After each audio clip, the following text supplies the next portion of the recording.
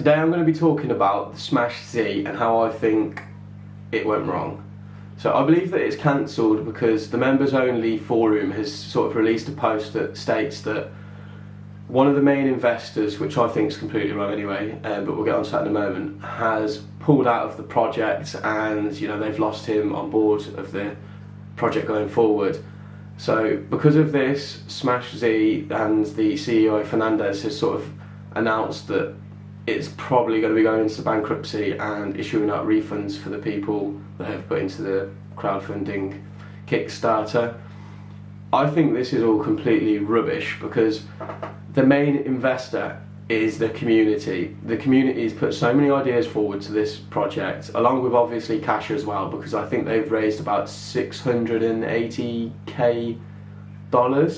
That could be wrong. I will check. If it's wrong, I will put it here. But anyway, they announced it originally in 2014, and the original name was the Steamboy, which you may know it as, but I doubt it because it wasn't very well known back then. Anyway, so what they sort of said they was going to do is they was going to make a handheld device which was basically a full-fledged PC running a Linux operating system, which was going to be the Steam OS at the time, and that didn't go ahead. And then they sort of changed it all up and they came up with Smach Z, which was exactly the same in terms of what it was going to do. It was going to be a full-fledged PC in a handheld device. And you may be thinking, well, what's the big deal about? We've already got those already. The Smach Z and the Steamboy was announced before you had the likes of your GPD Win 3, your AO Neo, and the One Player X, which has recently came out too. This was announced before those, so it was like a big step in going forward in the handheld community. And they've had 7 years, so I don't see how they haven't solidified anything, especially given the funding that they've had from the community. They've had investors, they've had a good chance to make this go ahead, but they haven't. What they could have had is outstanding. Just look at the success that these devices have had. The GP Win 3 is now on its 3rd generation, if not 4th, and that they've sort of branched out. They have Android only devices as well, so Android gaming as well as Windows based ones. And it's crazy how far the handheld community has come. If you look back into the early days, because handhelds have been around for years, you've got the Game Boy series and the Nintendo DS, PSP, all of those, and now you look and you can basically have a full-fledged PC in your hands.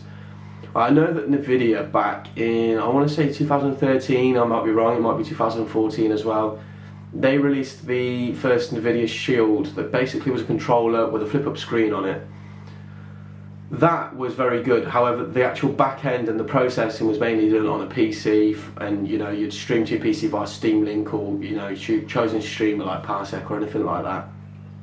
And I think that when this came out, I'm pretty sure this came out before the Steamboy. They obviously got inspired, and because it's very popular at the time, I think that sort of inspired them into becoming, well, we're going to put this idea out there, and maybe not put this idea out there and take a lot of money. What I actually think has happened is this is my opinion, this could be completely wrong, but I'm just going to say it anyway. I think they've got this idea into their head that they was going to put out there a few devices, so they've made the prototype up and they've shipped a few out, and to get reviewed, get some data out there, take it to a few expeditions, build up a hype, get it all over the internet, plaster it absolutely everywhere, and they did that pretty well in the early days. And a lot of people have obviously seen it, and because the idea was so fresh to our minds at the time, the idea of having a handheld gaming PC was just like wow. So they've sort of plastered this media absolutely everywhere with these few prototypes that they've made, cashed in as much as they can, and then they've sort of planned out for the next few years how they was going to slowly kill off this company that was never ever going to make these. They've just made a few and then take everyone's money and basically run. But I could be wrong. So I was obviously, like I say, I was a funder of this back in the early days. I have received an email as well, but nothing stating refund or anything like that. So I'm just gonna play it out, and I will make a video updating if I do get a refund or if I don't, because as it stands I do think that this was a scam from day one. And hey, this whole video isn't been made just to say, oh look, I put money into a project and it's flopped. It's nothing to do with that at all. It's just that I've heard a load of rumours going around, and you know, I checked it out for myself, and the project is pretty much dead as it stands at the moment. And I just, you know, wanted to put the information out there for anyone that's watching that, you know, it's probably dead, and if you've put any money in, you know, don't hold your fingers too tight, but you know, you might get your money back, but it is what it is. But yeah, that's all really for today, but you know, hopefully you can find some enjoyment or, you know, some education information out of this video, and yeah, I'll see you in the next one.